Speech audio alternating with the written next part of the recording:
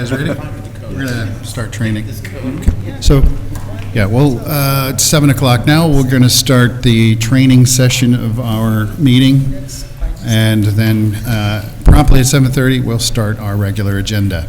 So with that, Mr. Clark has some information he wants to share with us around the city's thinking on affordable housing. Yes, the council had me over last Monday, or I guess a week from Monday, and wanted to have a workshop on affordable housing. That seems to be a high priority on their list right now.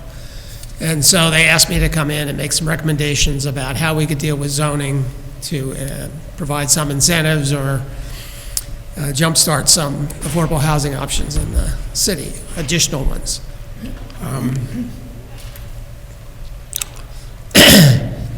So this is the part of the memo that I put together for the council. I thought it'd be good to get some feedback from the planning board. The first idea, and this one's been sort of on the back burner for a while, but it seems to me the most logical thing to do.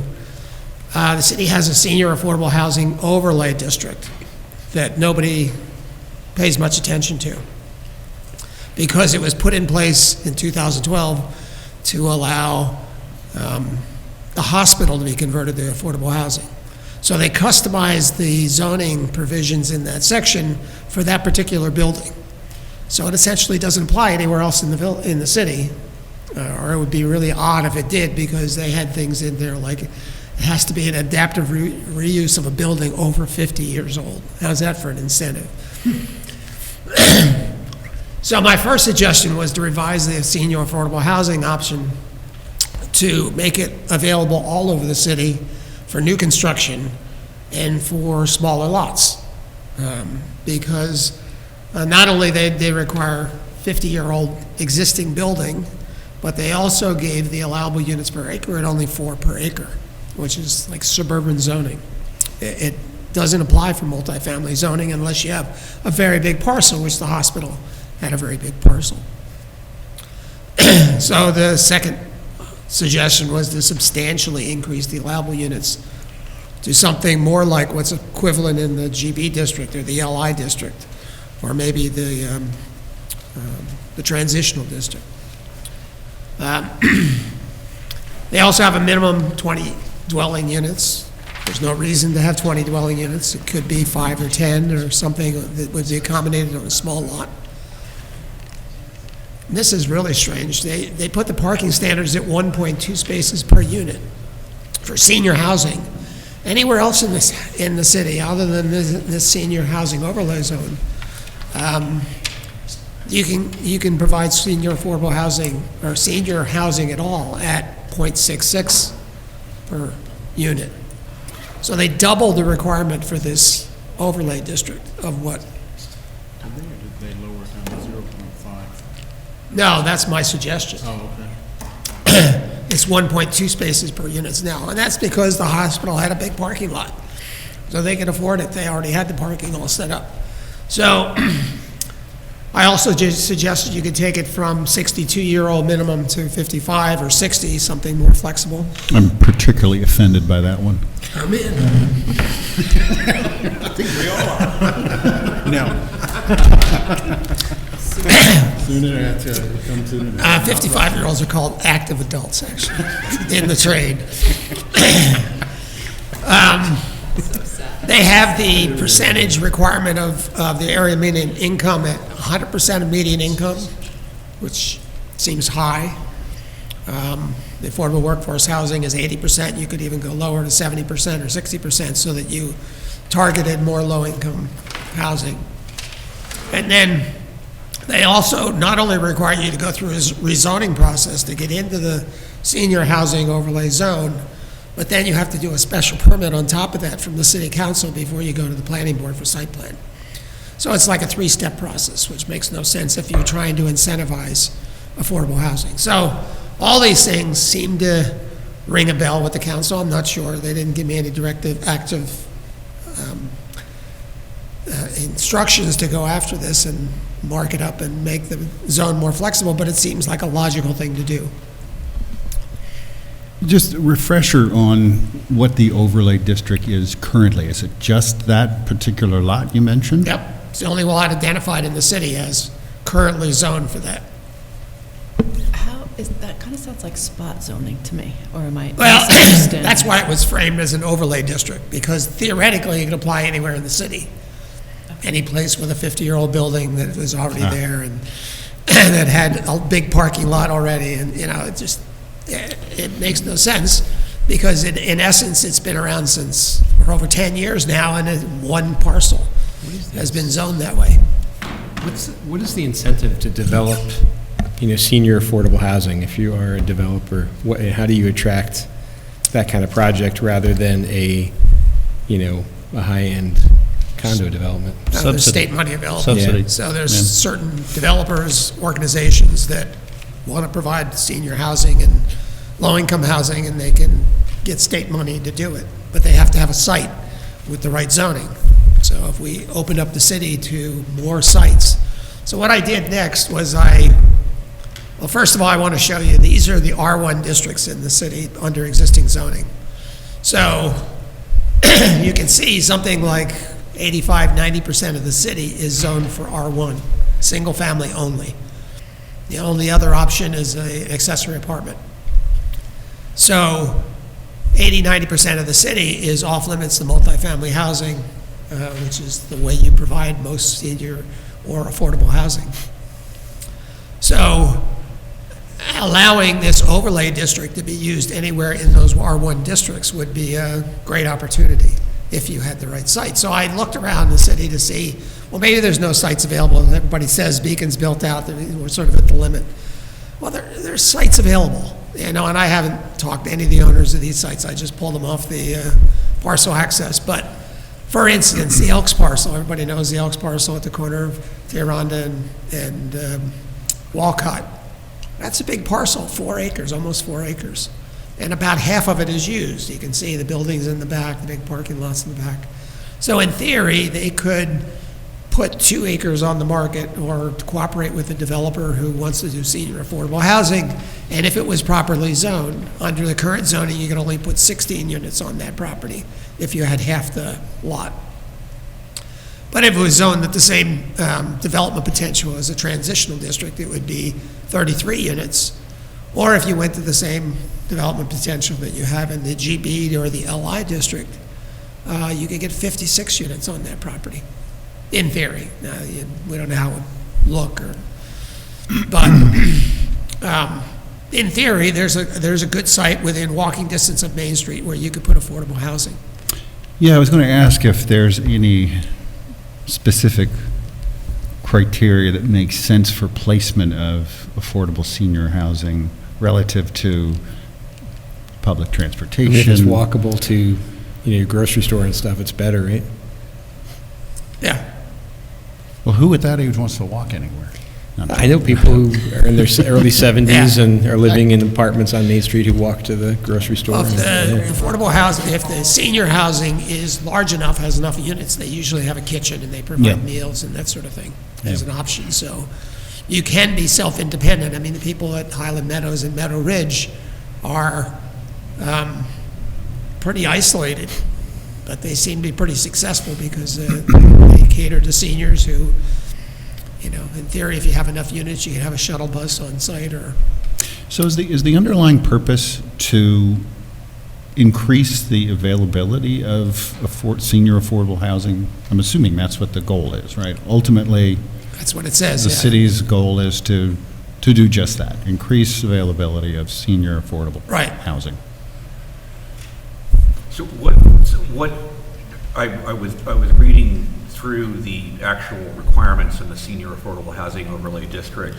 What would the actual revisions look like? I mean, a change in the age, and then eliminating the requirement that there be reuse of a building that's at least 50 years old. Right. Would there be any requirement for reuse of a building at all, or would it basically? No, I would make it as flexible as possible, so to attract the most potential interest. from private landowners or developers who want to focus on senior housing. And for instance, you know, this last examples down here are fairly small lots. So the old club building, I don't remember what was in there. It's vacant now. It's up behind the, across from the senior housing across the street. It's our zone R5 now. It's right north of 152, which is on our agenda tonight, on Fishkill Avenue. So that's a 1.2 acre site. Is that the Masonic Temple? Is that what it is? Yeah, I know it's a next to former the, club building, next to but the temple, next to the Hebrew temple? Yeah. next Yeah, it's to a the Masonic, temple. it's a Yeah. Masonic lodge. So it's vacant now, Yeah. and it has a nice prominent spot. It's close to Main Street. It's across from senior housing already, so it wouldn't be out of the neighborhood, you know. So you could put either 20 or 34 units up there in theory if you had the ability to do so under the zoning law.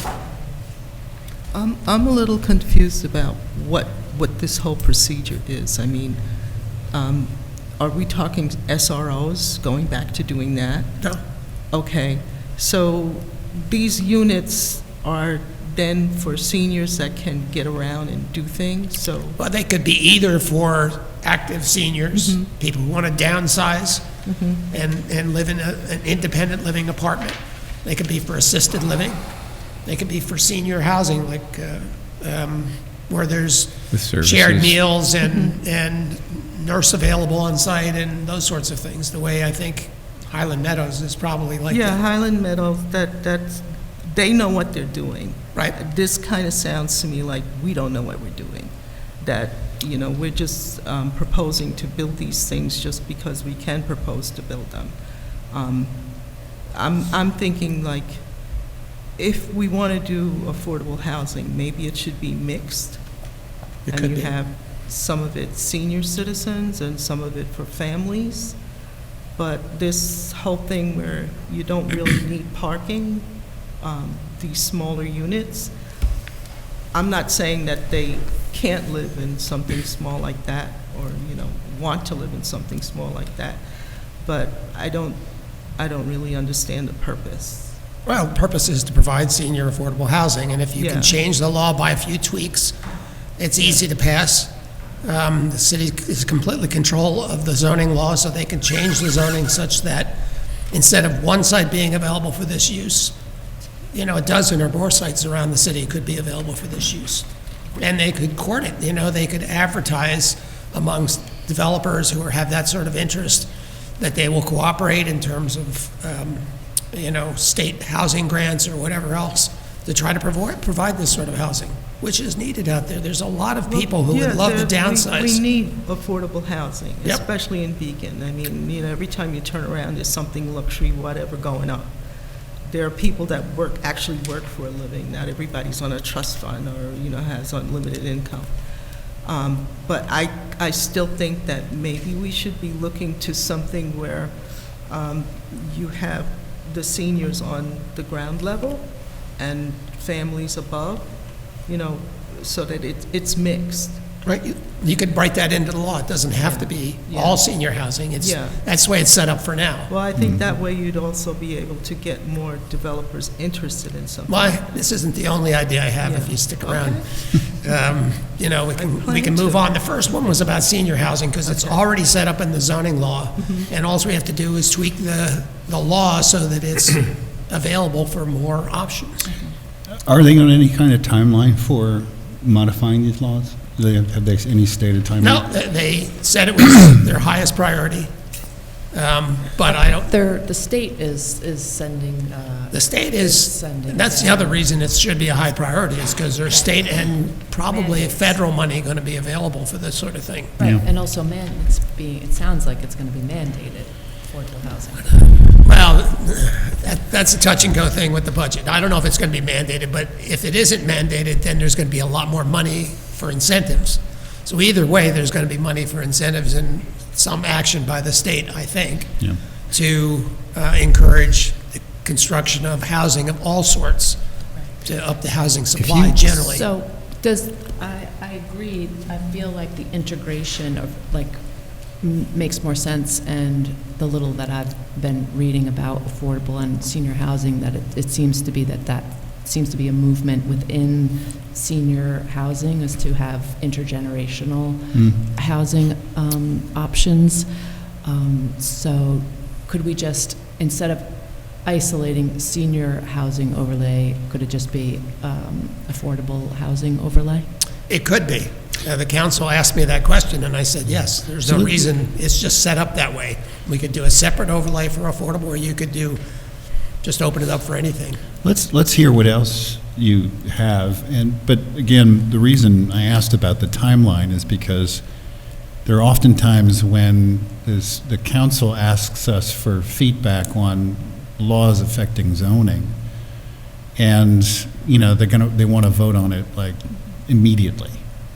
In a half-hour workshop, I feel a little pressured that the planning board, because there's a group of smart people here who have input, that we want to be able to help guide in a meaningful way. Yeah. So, Well, this was supposed to be a preview. yeah. So you didn't okay. get stuck in that situation. Good, But I okay, haven't so that's I helpful. didn't get any direction at the council meeting to go ahead on this, have it for us in 2 weeks. We're ready to roll. If you Good. put this Okay. overlay into R1, if you were to put it into all the R1, what kind of, building height, how many stories, what would be the maximum, if you're saying, okay, let's allow more than 4 units per acre, let's allow this overlay to be put anywhere in the R1, what would be the limitations? Under the current there? zoning law, the overlay, the bulk regs are the same, except for the development potential per acre are the same. So you'd have the same setbacks required under that district, the same height standard, so it'd be 35 feet, 2.5 stories. Now, you could change that for the affordable housing. You could go to 3 full stories, or And I don't know- 40 I mean, feet. everything really just turns on the density limit, because if the density limit is not particularly high, basically just opened up multifamily development all over the R1 districts, which... Somehow I feel that wouldn't be very popular. Yeah, well, that's the reason I asked the Not only that, question. it's really going against like Right. the comprehensive plan. Yes. Not that, but No, there- no, I well, don't think so. the reason- The zone already exists. It's not and the council still, before they could implement this, they could change the law, make it more attractive, and then anybody who came in, they would have to make the case, and the neighbors would have the right to come to the public Well, hearing and that's say, a- we you don't don't want it wanna- next door, or whatever. You don't want to make the thing That's dead part on of the reason why arrival. the senior housing is more attractive, because seniors are looked at as being less impactful on the neighborhood than Less rowdy. multifamily It housing requires- in I general. think it requires a little bit of thought, only because, and I'm asking the question based on a bunch of stuff I've read about attempts to get multifamily housing built in California in places where there's a massive demand for housing, and the neighbors flip out and lose their minds over anything that looks like multifamily housing. And so I guess I'm concerned that if the restrictions are too relaxed, and someone comes in and says, oh, I'd love to do this, and how many units can I put in? How many stories? Could I go full 3 stories? That you'll get projects killed by the neighbors who are like, no way, this is like completely out of character with the neighborhood. The and you'll examples end I up- showed are in a neighborhood where they would blend in. They wouldn't be Yeah. out of character. They're not in the middle of a street with all single-family houses on them. They're on main corners. They're surrounded by RD districts. They already have an assisted housing facility on the property, and they could just expand. Those sorts of places So are more just- conducive. Just to be clear, it wouldn't necessarily be opening up R1 to all of this. It would be to focus on specific parcels. Well, not That had- No, no? you- Oh, Not what okay. John's saying is let it be So to be anywhere in clear R1 on that you that. can accommodate But the it. council The could only still say limiting- no if they thought that the context was not conducive to it. Yeah. Based So on the what- way this is written now, if you open up the requirements we were talking about, you eliminate that reuse requirement, It and effectively something happens. opens The it only up to real all limiting R1. factor here is the Okay. density restriction. No, the limiting factor is before a developer can get going on a project, even if they meet all the criteria in the zone, the council has to say, yes, we will be willing to rezone that property, because there isn't a revolt in the neighborhood, and it is in a good context. It's a good situation where it won't be out of character or whatever. So Well- they still have ultimate control to say no. Yes and no, because the reality is, like with the special use permit thing, once you've got the legislation on the book, the city cannot simply categorically refuse to grant the permits. For an overlay zone, they can categorically grant to say no. There's no reason, there's no obligation to rezone a property under the law. So they can say absolutely no, this is the wrong spot, look over here, but this is the wrong street.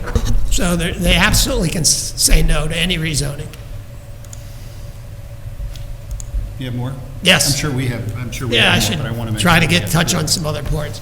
Some of the other suggestions: eliminate parking requirements for designated affordable units. So you have a 10% set aside for those units, require no parking. So it's an incentive to provide those and to provide enough housing that you qualify for an affordable housing designated unit.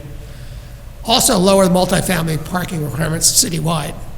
They're leftovers from like the 1970s, when we had, really big cars and there was 3.6 people living in every single-family house. Now the persons per household has gone down 25%, but our parking regs are still the same. Why is it that we have a mandatory parking requirement for every use in the city, but we don't have mandatory anything else? You have to have a bathroom, you have to have a kitchen, and you have to have a parking space or 2 parking spaces to get a housing unit. We live in a city where people can walk, they don't necessarily need a car. So many cities across, something like 200 cities across the country, have eliminated parking altogether requirements. They allow the people who build it to come into the planning board and say, this is what we think we need. And if the planning board says it makes sense, it makes sense. Because most of these parking standards are arbitrary anyway. They're left over from either suburban ITE numbers, studies that primarily look at suburban examples, in places without transit, without walkability. So, when you look at the cost of a housing unit, something like 17% of a rental unit is the cost for the parking. So they're all over the country, primarily in the South. It's funny that it's in Houston and Charlotte and places where you wouldn't think it. They're allowing housing development to happen without parking spaces. And the people self-select. If I'm going to rent a place in this, I'm not going to get a parking space designated to me for free. And so they attract people who have bicycles or are willing to use Uber or are willing to use the bus or whatever. Now, maybe Beacon isn't ready for that, but you could at least lower the parking standards so that it's a minimum rather than looked at as a maximum. Yep. Just like I identified a few parcels where you could put multifamily housing for seniors, the city could identify places where they want to do RD, residential developments that allow multifamily, so that you start breaking up that 90% stranglehold on available land for more than single-family houses. You can make multifamily dwelling in a permitted use in the RD district. Right now, even if you get the rezoning for RD, again, you have to go through a special permit process, which opens you up to them getting a lot of complaints and therefore saying no. So people put out a lot of money for applications and concept plans, and then the special permit allows them, even if they rezoned it, to say no to the special permit. You can allow 2-family dwellings in the R1 district. That's sort of minimalist. There's very little impact of a 2-family dwelling over a 1-family dwelling. So right now, you have to have a special permit and a site plan approval, whereas a single-family home, unless it's in the historic district, you don't have to have anything more than a building permit.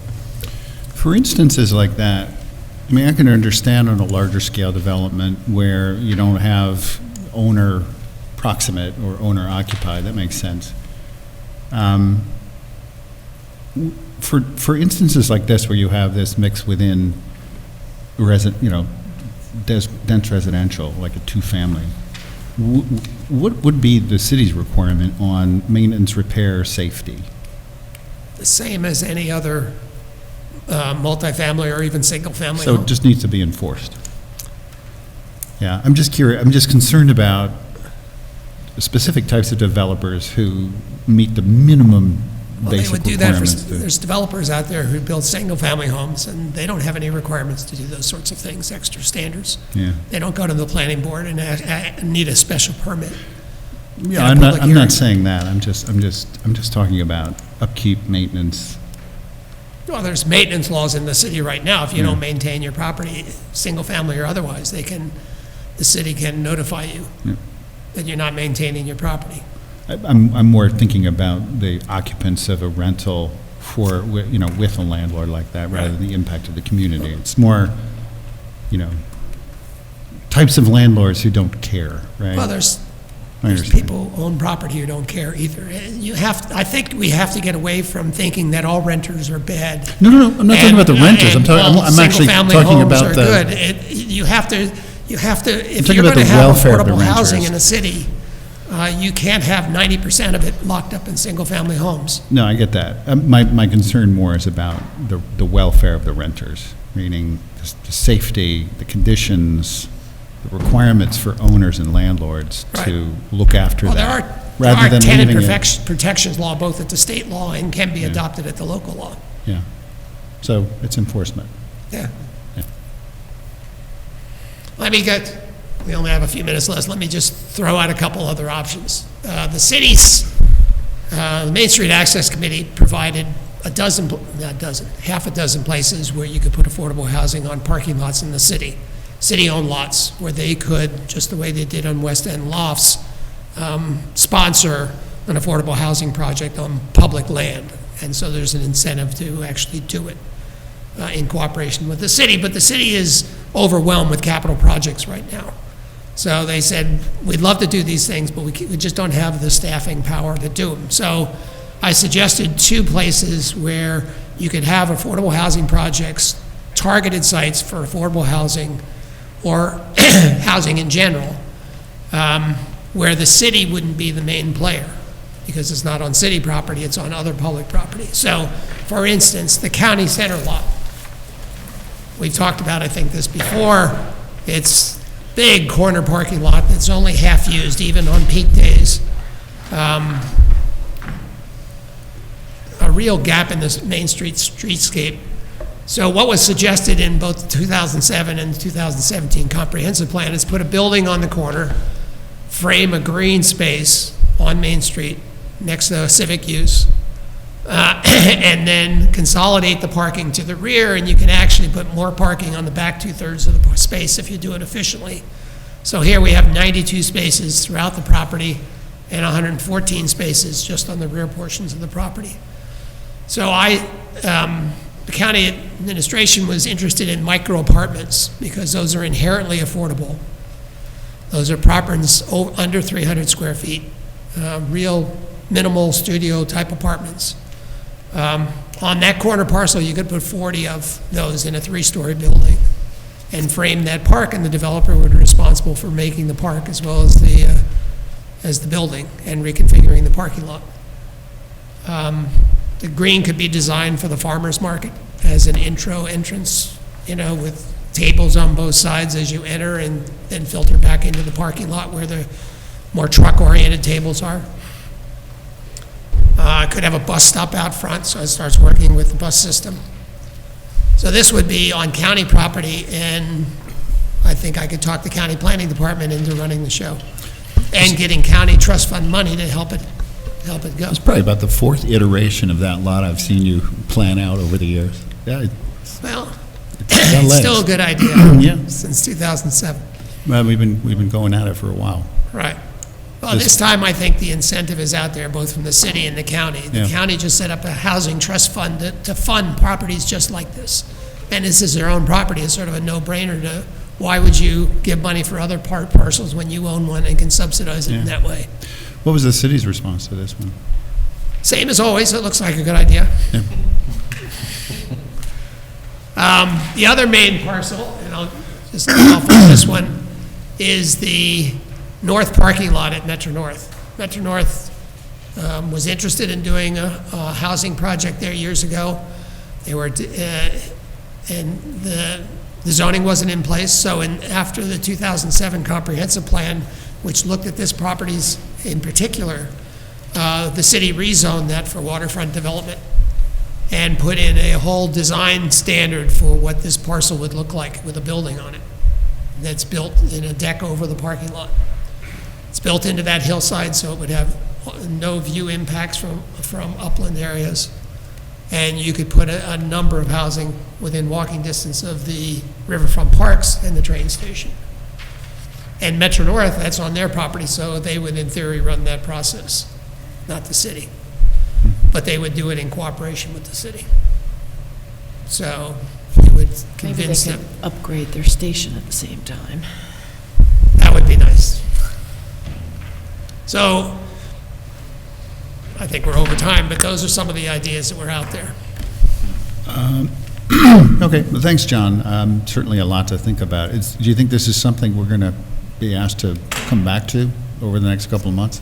Well, certainly the Senior Affordable Housing Overlay Yeah. District seems to be like a no-brainer, but we'll see. Okay. Yeah, because we haven't really formalized any kind of response here tonight, so, No, well, they're not proposing anything yet. Yeah, I so mean, they it's haven't just- even authorized me, even though I have a red line version of the overlay district. They Yeah. haven't asked me to do it. okay. Can we continue this next month? Yeah, that's what I was thinking. If What's that? we were thinking we'd continue this next month, perhaps. Okay. Yeah. Great. Well, thanks. Welcome, Judd, sitting in